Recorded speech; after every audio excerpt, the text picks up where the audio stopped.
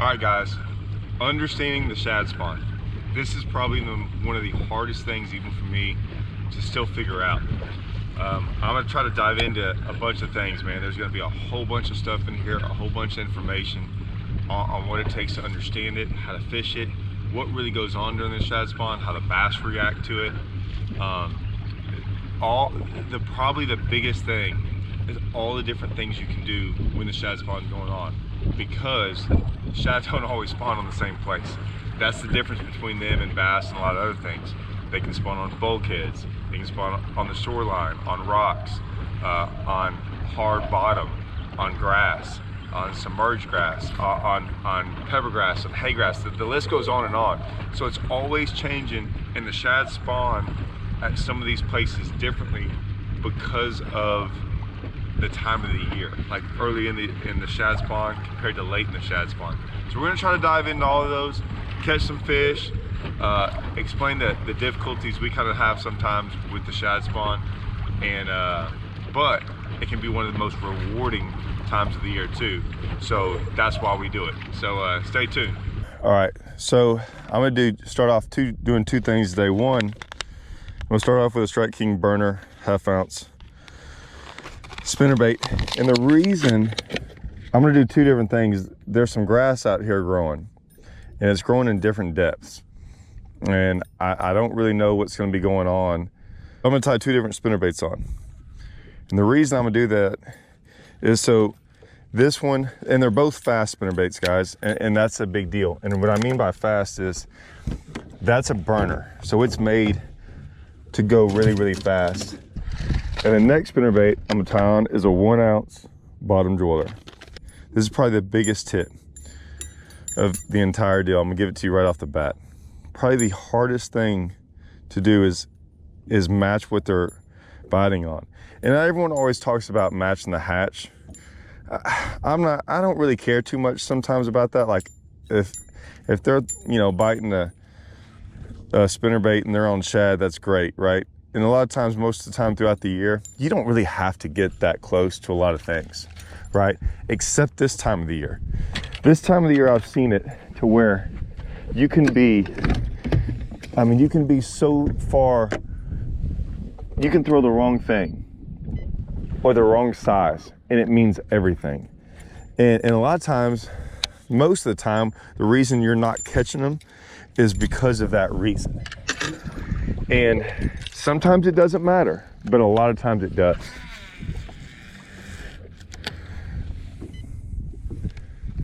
And when I mean sometimes it doesn't matter, sometimes you just find fish that don't care about trying to be so particular during the shad spawn. But man, I have seen it where it does matter. And I would say most of the time it does. And to be honest with you, most of the time we're throwing too big of baits. And there's one right off the bat. Look at that. I mean, first cast. So that lets me know, and that was on that, I mean, literally guys, first cast. And that was on the 1/2 ounce burner. But if you notice, I was not burning it. I was fishing it real close to the bottom. And the reason I'm doing that is I've got grass down there in 7-8 foot. And if I can figure out if they're spawning on that grass or the grass that grows taller, it'll help me out.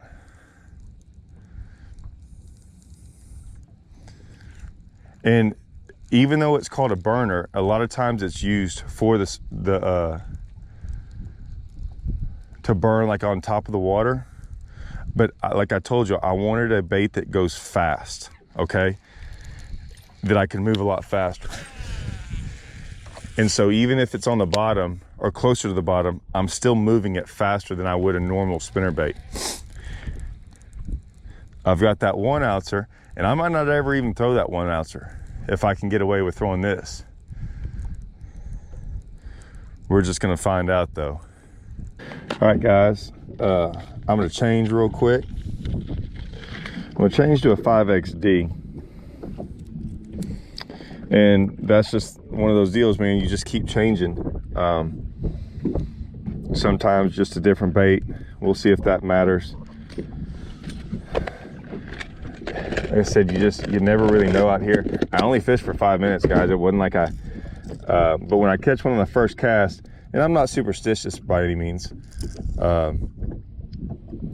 but I do think I'm around some fish. So I think just figuring out how to catch them is the key, not trying to find them. I change out all my hooks, man, and these owners O-wire hooks, I'm just telling you, man, they're so sharp. These are number 3s. That's what's cool, kind of cool. You know, we're so kind of used to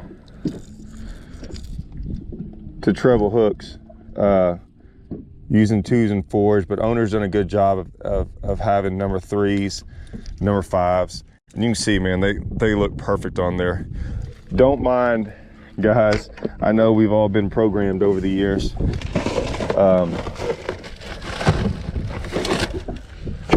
We've all been programmed, guys, over the years to think those silver hooks are for salt water. But man, that stuff is so sharp. So a lot of times, one of the ways you trick fish is by speed. So I can work this crankbait a lot faster than I can that spinnerbait. It's actually a lot smaller profile, in case they are eating on a lot smaller shad. And it's still early.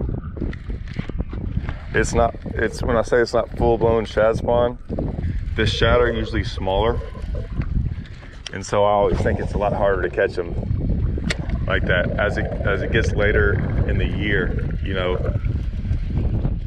the shad start just getting bigger, and they're just easier. It's easier because basically the shad start matching the bait you're throwing. Right now, a lot of times, a crappie jig is more suitable to catch them than something like that. The problem is it's hard to throw a crappie jig a long ways.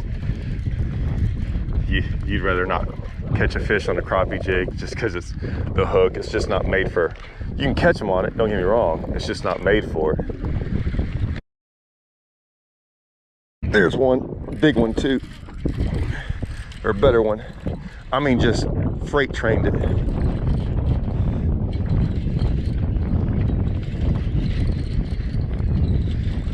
I mean, I kind of just want to look at him now because he might shock me and not be that big, but I don't know. He acts like he is. Man, what scared me, he was ripping down in that grass. Yeah, that's why. You can see that grass on there. I hit him on that. I got him on the nose. That's why he was fighting so hard. It's still a good one though. As you can see, he was ripping through that grass, and got him right on the nose though. He hit it hard, but he didn't eat it. Still a good one though. And that fish is fat, been off the bed a long time. That's pretty cool. And guys, that's what them shad are spawning on. They're just spawning on the tips of that grass right there. This is a 6-4-1 lose reel. So as you can see how fast, obviously I'm trying to reel it when I'm not in the grass. I'm really trying to burn it through there as fast as possible.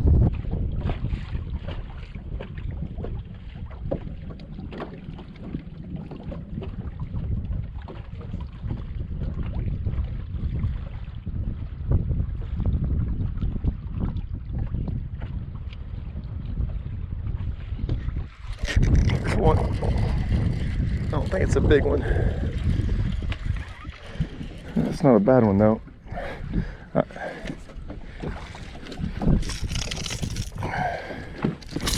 Same thing, man, and you can see they're not. I'm getting them. They are not just eating it though. And I don't know if it's that clear water.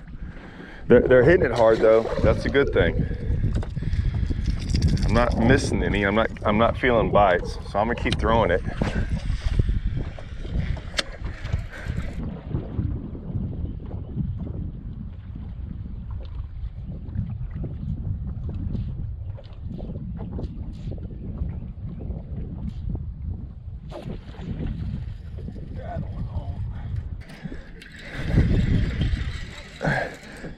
Just ripping it through that grass.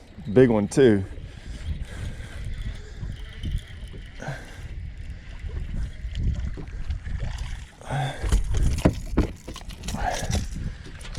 Oh, man, that's why I use those hooks, man. And those hooks are sharp. Oh, afterwards, I'll show you a picture of these. I can get unhung.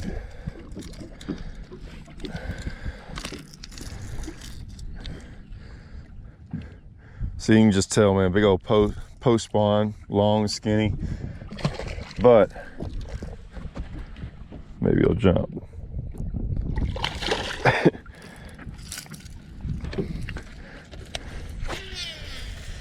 Same thing, guys, just out here. I know the shad spawn is going on. I know it's happening. You know, shad are always moving. That's the problem, right?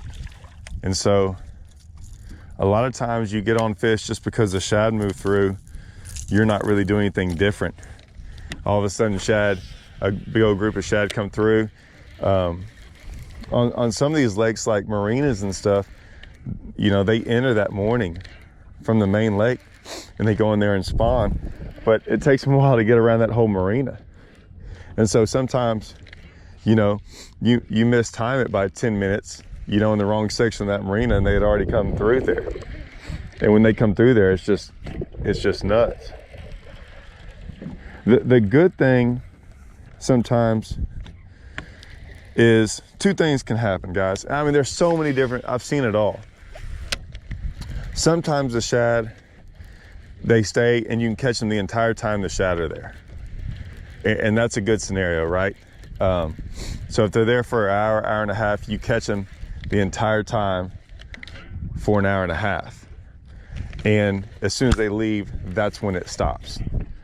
Sometimes, and this is the time it can go both ways, guys, but sometimes they come through and they don't last very long. Well, then bass don't really get to feed as long as they really want to.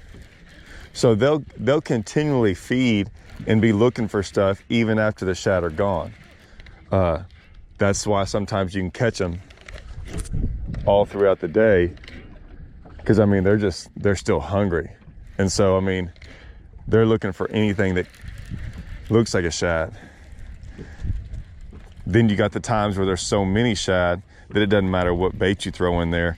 You know, you're throwing in there at 500 shad. I mean, they just could care less about your bait sometimes. That's the frustrating ones. When they're blowing up and they're feeding and they're swirling and you're throwing everything in there, and I mean, you just don't even get a bite. And usually you can fool one, but the problem is even if you fool one, there's sometimes, you know, you go in there and you throw and it's every cast, you can almost at least get a bite and stuff like that. But man, the ones where you catch one every 20, 30 minutes throwing in there, man, those are I'm not gonna lie, those are the tough ones. Those are the frustrating ones. And man, sometimes I'll sit there and throwing 20 different baits at them, and I mean, every once in a while you can find a bait that they really like, but for the most part, it's trying to get one right at that time where it kind of becomes dumb. It gets after something, and next thing you know, your bait kind of times it perfect around that fish and you catch it. All right, guys, I'm gonna switch to Series 5. There's not much difference between a Series 5 and a 5XD. I mean, there is and there isn't. I mean, it'll go a little bit shallower. But the good thing is, too, is I'm gonna switch colors. It's cloudy. I still think that I'm throwing the right color, to be honest with y'all. I'm not gonna lie. I really don't want to switch. But I'm gonna throw this one with a little bit more white in it. And you can tell. I'm just gonna see. We'll try for 5 or 10 minutes, see if I can get a bite on it. See how they eat it. see if it's more in their mouth. And it just might not matter. You know, it might be one of them deals. Sometimes you can do all that and they're still gonna hit it. You know, just barely hit it or barely get it. But we'll see for a little bit. And what I'll do is I've got a Series 5 in that same color as that 5XD. And I'll try it. What I will say already, I'm noticing that Series 5 is I'm not hitting the grass as much. Or I'm hitting it, I'm just not getting bogged down in it. So I actually might like this better. So far it's a lot easier to fish through it where I'm at. We'll see if that changes here in a second.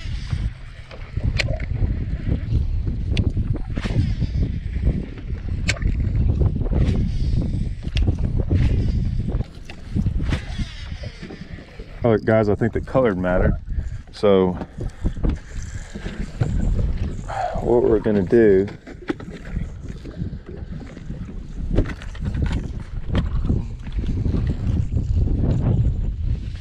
we're gonna see. Now I'm gonna go back knowing I kind of like that Series 5 right now. What I'm gonna do is I'm gonna throw the Series 5 in the same color. I know I didn't try it very long, but I mean, I'm not getting bit quick, but I feel like I'm in the right area to where I would have got a bite. I fished it for about 10 minutes, but let's just see. Let's see if it was the bait or the color.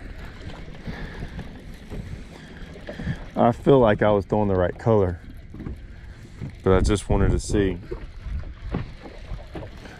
It's so clear. I really like that green gizzard when it's clear like that, the water. Even though it's cloudy and everything, I get it.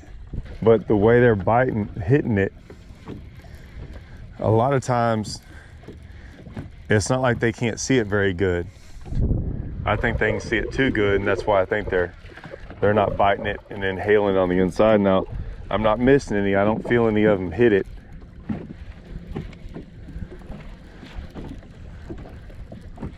But you kind of have to, you know, figure out, sometimes it's cold fronts why they don't eat it very good. Sometimes it's color. Sometimes they can't see it very good because the water's too dirty, so you do need to brighten up. There's a lot of factors. So you just got to put all those into play. Is it too big? Is the bait, you know, is the bait you're throwing too big as to what they're eating? I don't know if I can throw a smaller bait down there that I think is going to be as effective. We'll just kind of keep messing around though and see.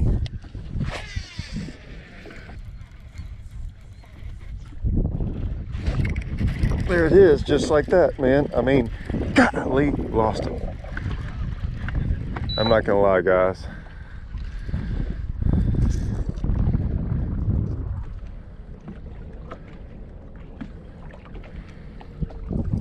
That's my fault. You can see I'm just a guy who likes to change them hooks, and I don't know if you can see they're bent out just a little bit. I'm gonna go ahead and change them. That felt like a good one. And that's just why I change hooks. I'll show you. I know it's not much, but I mean you can see that one bent out now just a little bit. See, that one's not bent out, but that one is. I mean, you saw me. I just put that crankbait on there.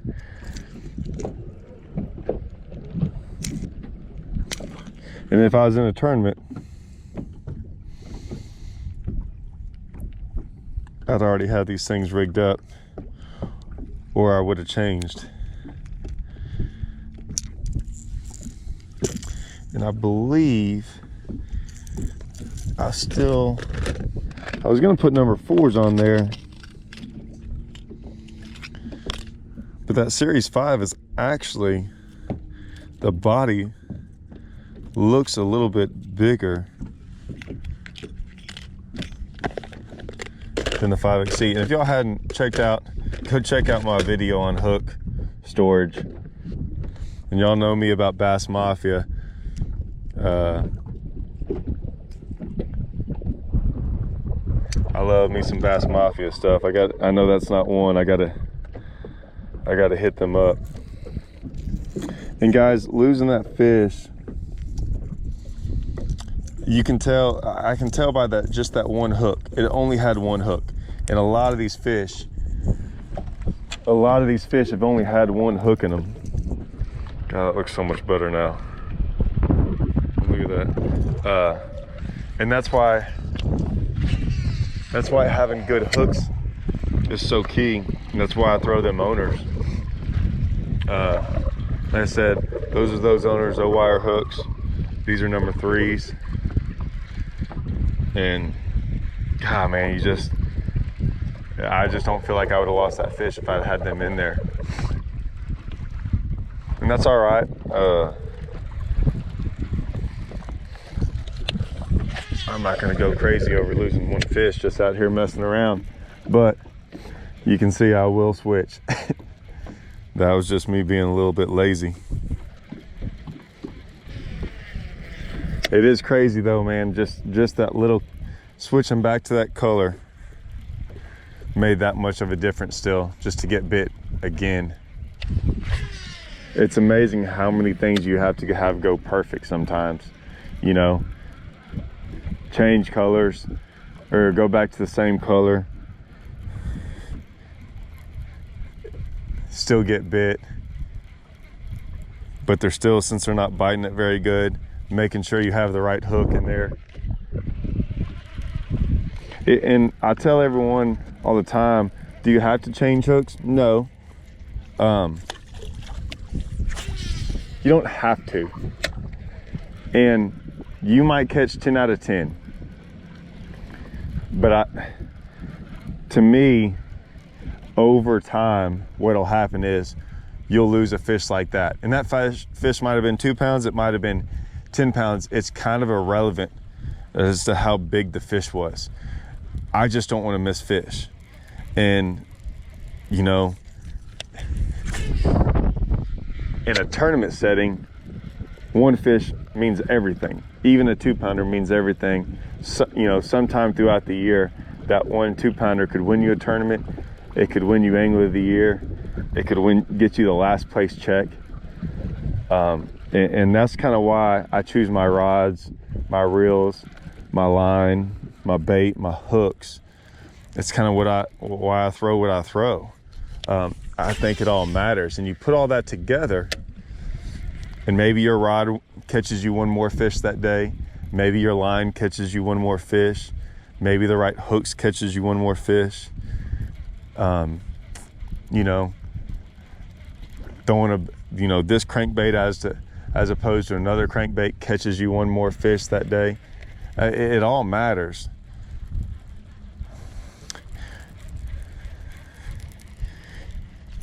You know, changing hooks might mean the difference between you catching a 10-pounder and not catching one. And you always hear, y'all know those guys that come in and tell you about the big fish they lost. And sometimes it's always the same guy, right? And you just wonder, does he change his hooks? Does he do those little things, you know, that matter?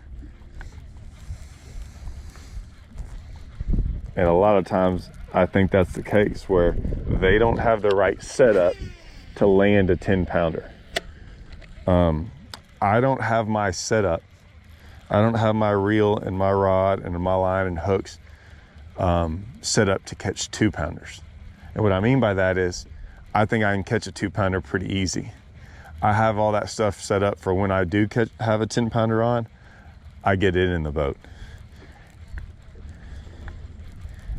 And I care more about catching those big ones. Not just for tournaments, just in general. I just think it's a lot easier to catch a 2-pounder than it is a big one. So I set up everything to handle big fish, but can still catch 2-pounders.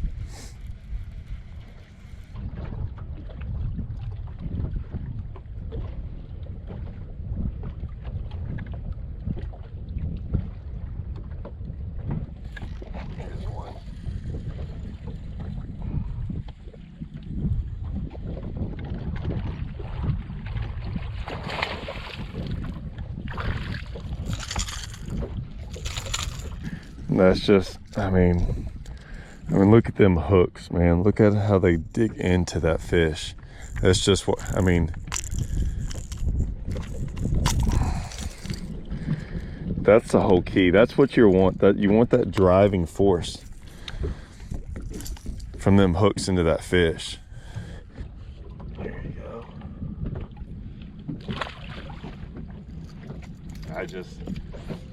I think I got everything set up now perfect. I think I got the right colored crankbait, the right hooks.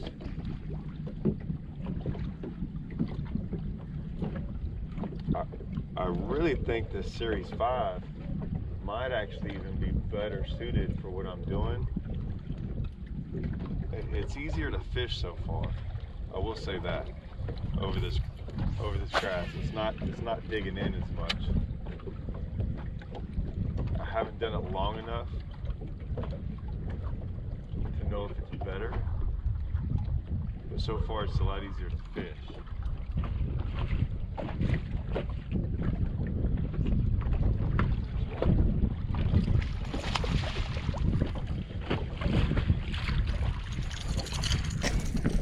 A good old postmortem, man. They are barely eating it, but I'm getting them though.